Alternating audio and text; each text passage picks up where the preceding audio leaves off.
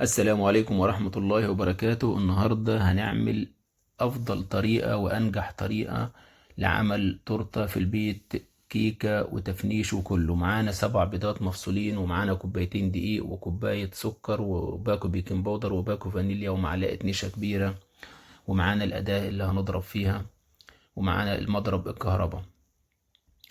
طبعا هنضرب أول حاجة صفار البيض مع السكر، بس هنحط السكر على 3 مراحل. هنضرب كويس، وكل مرة هنحط كمية من السكر ونضرب لغاية ما يبقى سبونش معانا.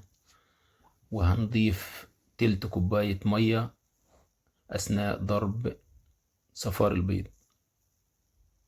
بعد كده هنقلب كل النواشف مع بعض، الدقيق والنشا والبيكنج باودر، وهنضيفهم لصفار البيض اللي احنا ضربناه أو السبيون، وهنقلب من تحت لفوق.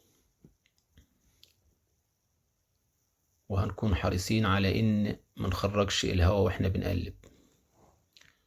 بعد كده هنكون مجهزين بياض البيض، ومجهزين نص ليمونة عصير. وهنكون حريصين على ان الحلة اللي بنضرب فيها ما يكونش فيها اي نقطة مية يا جماعة، عشان المارينج يطلع معانا ويكون المضرب ناشف كويس جدا من اي مية. هنضرب كويس وهنبدأ نحط الليمون مع المارينج لغاية ما يطلع معانا ويبقى شبه الكريمة كده وتقيل.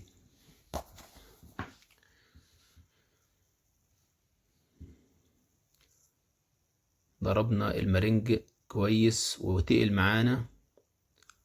هنبدأ بعد كده نضيفه للخليط بتاعنا على 3 مراحل، ونقلب برضو من تحت لفوق كده. ما شاء الله بقى تمام.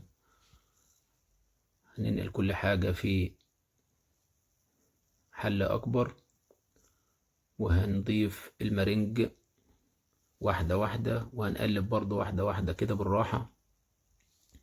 دي يا جماعة من أنجح الطرق لعمل الكيكة في المنزل، لأن كتير من الناس بيشتكي إن الكيكة بتهبط منه أو تبقى تقيلة أو ما بتنجحش معاه.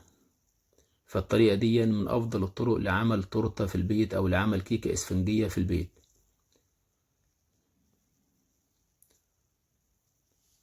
كده هنضيف آخر المارينج اللي معانا، وهنقلب كويس. وهنكون جاهزين معانا صينية مقاس 28 مدهونة بالزبدة ومرشوشة بالدقيق، وهنكون مسخنين الفرن بتاعنا مسبقا على حرارة أعلى من 180 درجة، لأن احنا هنخبز على 180 درجة.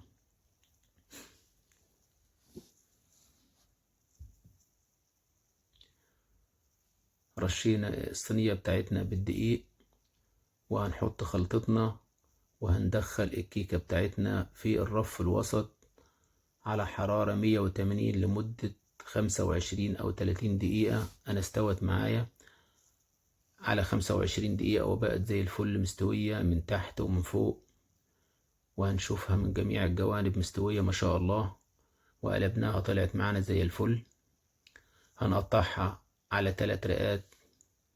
فتحناها على 3 رقات وبردت، وهنبدأ نحشيها. وهنكون مجهزين شربات خفيف عشان نسقي بيه الكيك، وبنضرب الكريمة بتاعتنا.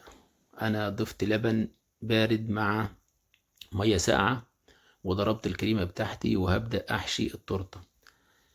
بسقي كل راق شربات خفيف بالفرشة، وبحط أي نوع مربى عندي، وأي فواكه. لو عندك فواكه ممكن تحشي بأي نوع فواكه تحطها مع المربى ومع الكريمة.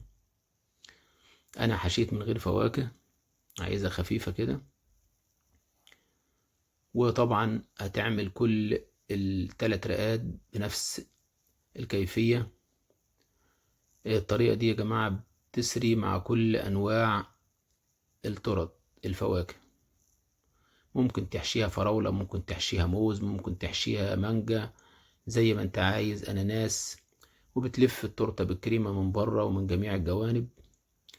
لو انت مش عايز كريمة برضو عادي، ممكن تعملها من غير كريمة. من بره، لكن انا الناس اللي معايا بتحب الكريمة فعملتها بالكريمة. وهبدأ ارص الموز بتاعي واي فواكه عندك. كده التورتة بقت تمام. ولا تنسونا من دعائكم والاشتراك في القناة. تحياتي لكم جميعا، والسلام عليكم ورحمة الله وبركاته.